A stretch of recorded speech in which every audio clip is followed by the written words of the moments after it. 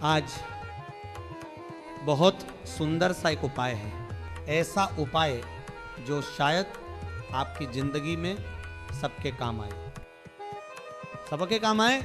और खासकर नवरात्रि में अगर आपकी कोई कामना है, कोई इच्छा है, मन में कोई सपना है, तो जगत जननी माँ दुर्गा की आराधना जरूर करो। अब सुनो, ये बातें कोई हवा हवाई नहीं है। जो चीज़ प्रैक्टिकल होती है उसका फल जरूर मिलता है, इसलिए करना और करके देखना। कहीं ये श्योर वाला झूठ तो नहीं बोल रहा? नहीं, क्योंकि जिसने भी किया उसको फल मिला। नवरात्रि का विधान, माँ की ज्योत, अखंड दीपक, कलश, जारे बुआना, ये सब परंपराएं एक कारण से बनी। लेकिन ध्यान रखना, दीपक की बाती कभी भी दक्षिण दिशा की ओर नहीं होनी चाहिए, क्योंकि अगर दीपक दक्षिण की ओर जलेगा तो घर में साल भर में एक घात जरूर होगी। ये देवी भागवत में स्पष्ट लिखा है। अब देखो, अगर दीपक पूर्व दिशा की ओर जलाओ तो संपदा की वृद्धि होती है, पश्चिम की ओर जलाओ तो वैभव की प्राप्ति होती है, उत्तर दिशा की ओर जलाओ तो आयु की वृद्धि होती है, यानी अकाल मृत्यु से रक्षा होती है।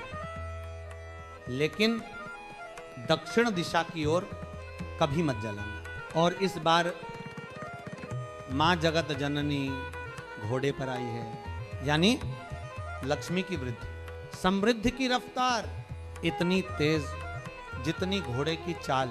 याद रखो, अगर मां घोड़े पर आती हैं तो धन संपत्ति घर में ऐसी बरसती है कि 4 साल में जितना नहीं कमाया उतना 1 साल में मिल जाएगा। इतना भंडार भर देती है मां। अब उपाय सुन लो। पति पत्नी में क्लेश है, मां के मंदिर में मक्खन चढ़ाओ, प्रेम बढ़ेगा। परिवार टूटने की स्थिति है, तलाक तक बात पहुंच गई है, मां के मंदिर में ध्वजा लगाओ, ध्वजा पर मक्खन लगाकर अर्पित करो, क्लेश दूर होगा। बच्चे अपशब्द बोलते हैं, गुस्सा करते हैं, तो मां को लाल पुष्प, लाल चंदन और लाल चूड़ी अर्पित करो। बच्चों की वाणी मीठी हो जाएगी। घर में रोग बीमारी ज़्यादा है तो नवरात्रि में एक लोटा जल कलश में भरकर रात भर रखो। सुबह उसमें एक बेलपत्र डालो, फिर उस जल को पूरे घर में छिड़को और नीम के पेड़ के नीचे अर्पित कर दो। भय रोग सब दूर हो जाएगा। और सुनो, अगर कर्ज बहुत ज़्यादा है और उतर नहीं रहा तो बट वृक्ष के नीचे बटकेश्वर महादेव को एक लोटा जल चढ़ाओ, उसमें पिसा हुआ चावल और हल्दी मिलाकर अर्पित करो। 3 सोमवार तक करो। फिर उसी बट वृक्ष की जड़ लाकर अपने पास रखो, जेब में या गले में। देखना, लक्ष्मी खींच कर आएगी और कर्ज मिट जाएगा। ब्लड प्रेशर की समस्या है तो 7 नीम की पत्तियां और एक बेलपत्र लेकर पानी में डालो। उस जल को शिवजी को चढ़ाकर रोगी को सेवन कराओ। 11 सोमवार में बीपी सामान्य हो जाएगा। दोस्तों, ये सब बातें शास्त्रों में लिखी हैं।